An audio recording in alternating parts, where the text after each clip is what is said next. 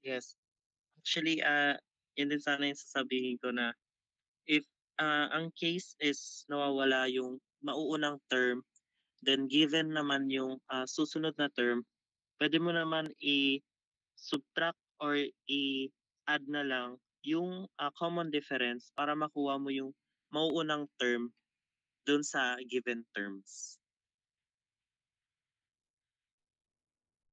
So, proceed tayo sa next question. Medyo mahaba.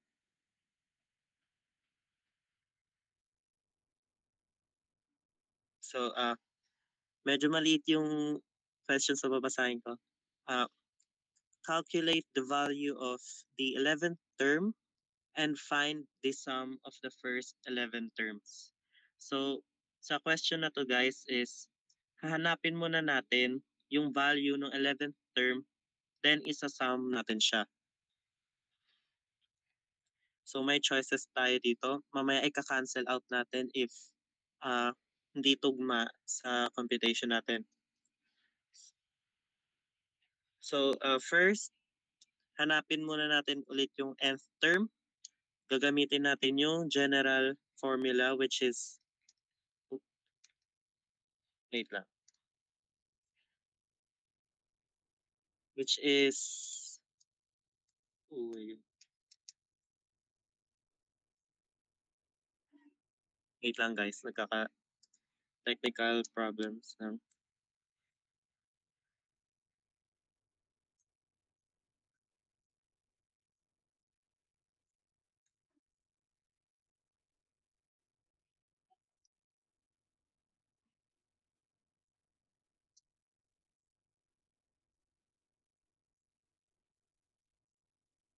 Ayan.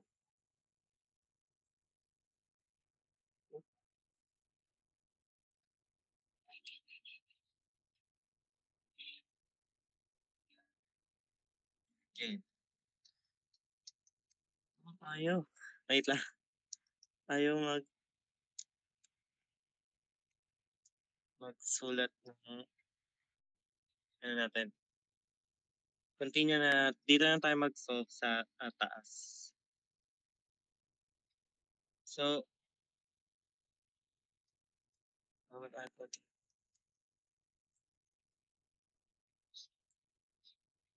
okay. So dito, may sequence tayo na 3, 11, 19, and so on. Then hanapin natin is yung 11th term, then yung sum of all 11 terms. Kanina, yung general formula natin is a sub 1, no, sorry. A sub n is equals to a sub 1 plus n minus 1 times d. So, since hinahanap natin is the 11th term, is a substitute natin si n by 11. So, a sub 11 kasi 11th term hinahanap.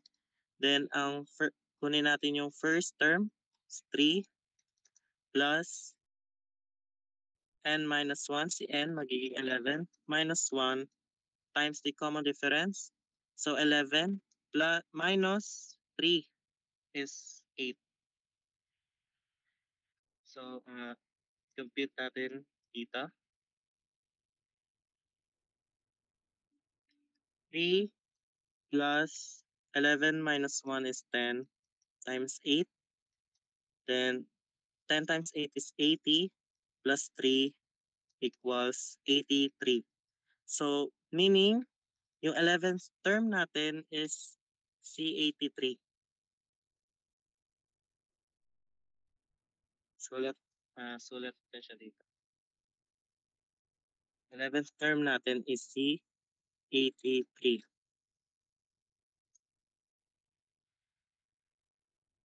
Now, kukunin naman natin is yung sum of terms. So, kanina, nagbigay ulit ako ng formula.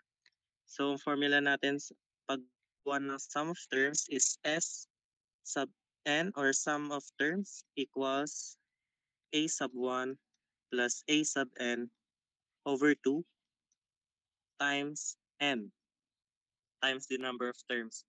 So substitute natin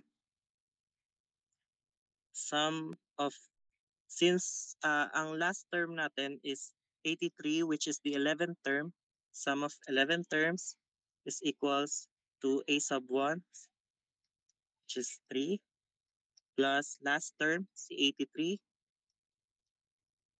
over 2 times 11, since may 11 terms tayo. Then compute, 86 over 2 is 11. 86 divided by 2 is 43 times 11. Then, bawal mag-calculate, compute natin manually. So, 43 times 11, meron tayong 473.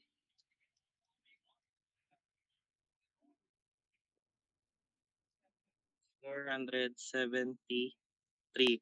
So, meaning, yung sum ng 11 terms natin is 473.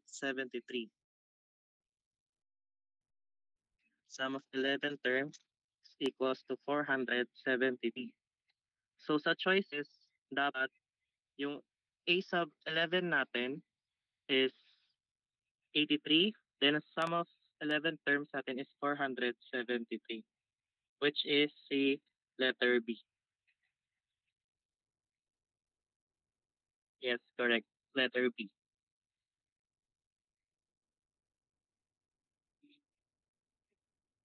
Okay. So, next question. Merong, tawag dito,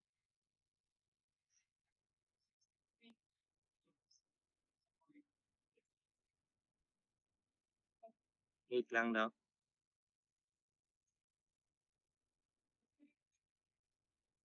So, proceed tayo sa next question.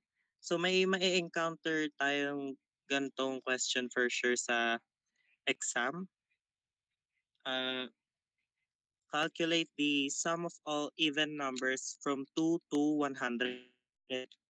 So, ika-calculate lang natin yung sum ng even numbers, which is 2, 4, 6. Ayaw ano? Wait lang guys.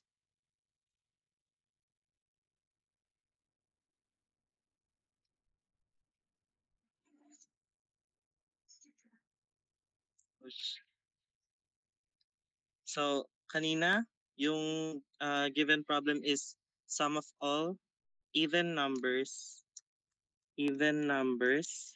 from 2 to 100. So, ano-ano ba yung even numbers sa 2 to 100? From 2, then 4, 6, 10, so on hanggang 100. So, this is A sub 1 natin is 2, A sub 2 natin is 4, A sub 3 natin is 6. Then, assume natin na 100 is A sub 50. Pero ito test natin siya if uh, A sub 50 ba talaga siya.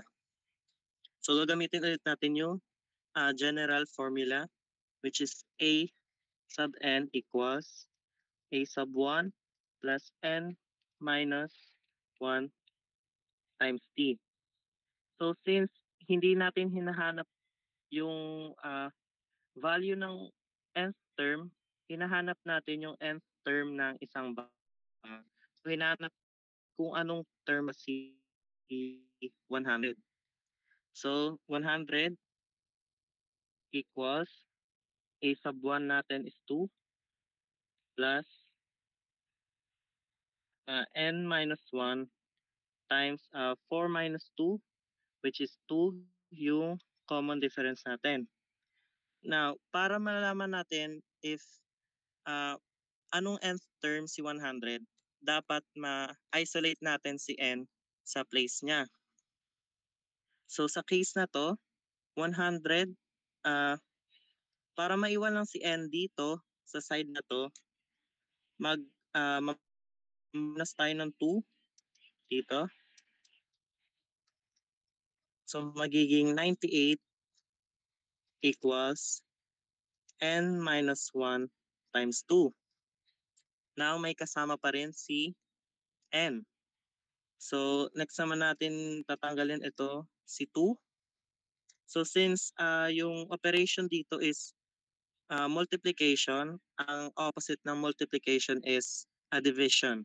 So, both side, divide natin by 2. Cancel out. Tapos, 98 divided by 2 is, oh shit.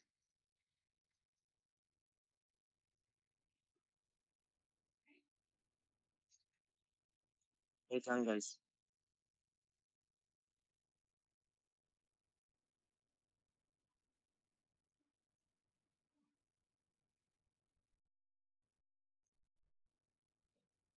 Wait lang guys. Oh, okay. Balik na. May inayos lang ako. So, 98 divided by 2 is 49. 49. Then, ang matitira na lang sa kabilang side is si n minus 1. So, since may kasama pa rin si n, which is yung negative 1, mag-a-add tayo ng 1. So, plus 1 both sides. Dito, maka-cancel out na to. Matitira si n. Then, dito, 49 plus 1 is 50. So, tama na 100 is the 50th term.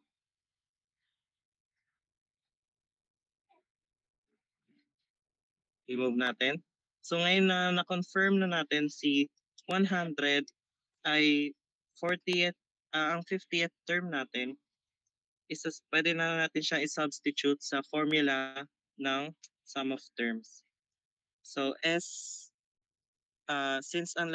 ang number of terms natin is 50, so sum of 50 terms equals a sub 1 natin, which is 2, plus yung last term natin, which is 100, then divide 2 times 50. Kasi may 50 terms tayo. So solve.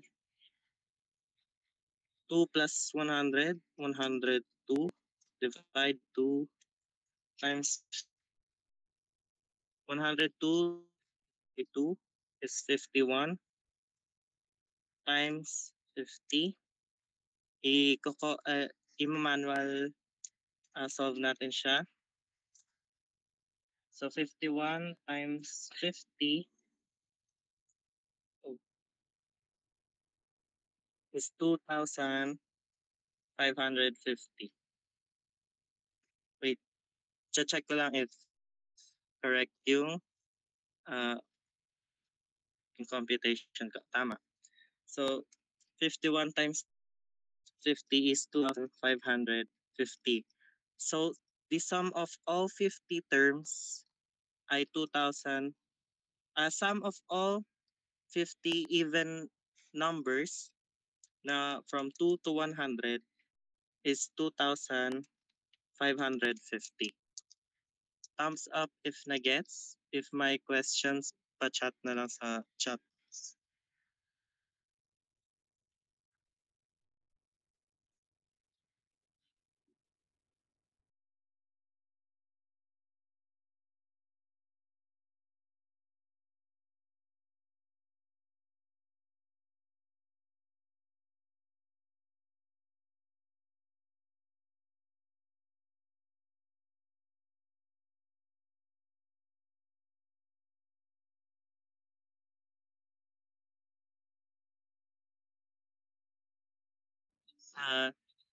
So,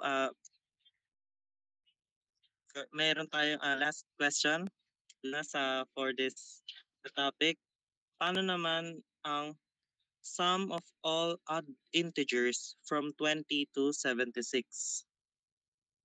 Lipat tayo dito. So, sum of odd integers from 20 to 76. So, i-list natin yung odd numbers starting from 21, 23, 25 hanggang 75. Now, since hindi ulit natin alam kung anong nth term ba sa 75, gagawin ulit natin yung ginawa natin kanina to identify the nth term of 100. So dito, ang general formula ulit natin is a sub n is equals to a sub 1 plus n minus 1 times common difference. Hinahanap natin yung nth term ni 75. So 75, then a sub 1 natin is 21 plus, since hindi natin alam kung ilang terms, yung last term, uh, remain blank, si n, minus 1. Then 23 minus 21 is 2. Yun yung common difference natin. So, again, gagawin natin yung kaninang ginawa natin. Dapat i-isolate lang natin si n. Si n lang dapat matitira sa side na to. Okay. So, gagawin natin, ika-cancel out natin si 21 by subtracting 21. So 21 minus 21, and subtract din from sa kabilang side. So 71 minus 21. So cancel, cancel. So this is 54. Then natira na lang sa side is n minus 1 times 2. So since ang operation ulit ni 2 ay multiplication, i-divide natin siya by 2. So divide by 2, divide by 2. Ito is cancel out. Then 54 divided by 2 is 27. So since si n hindi pa rin nag-iisa, may kasama pa rin siya negative 1, mag-add tayo ng 1 both side. Kaya magiging 28 is equals to n. So C, oh, si 75 ay ang 28th term.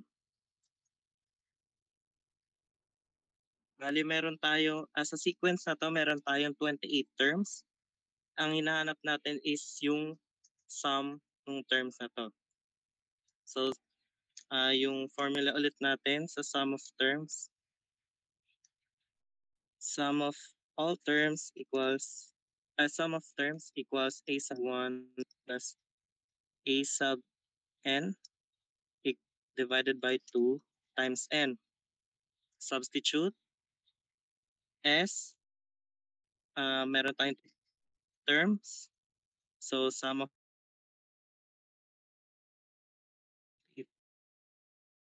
it is equal to 28. Then, so 21 plus 75 is 96 divide 2 times 28. 96 divide 2 is 40, 48. Sorry. 48. Then in manual ulit natin. So 64, 8, 16, 4, 38, then 96. 4, 4, 1, 4. So ang sum of all 28 terms natin ay 1,344. So meaning ang sum of all odd numbers sa sequence na to is 1,344.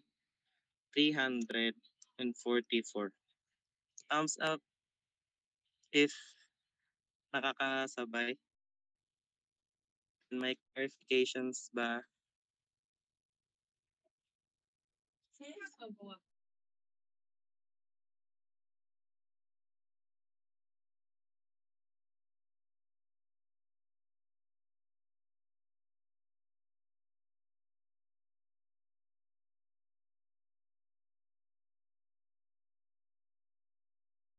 So, yun na actually yung last example natin for arithmetic. So, last reminder, ililist out ko lang yung important details na kailangan natin maalala. So, again, yung general formula natin is a sub n is equals to a sub 1 plus n minus 1 times t. Pag maghahanap ng sum of terms, s sub n, sum of all terms equals to a sub 1 plus a sub n divided by 2 times n. Yun na, actually, meron pa, isa, yung arithmetic mean. Yung mean is a plus b divided by 2. Yung mean pala is same lang is average. So, kung paano kayo mag-compute ng average, ganun lang din yun sa arithmetic mean.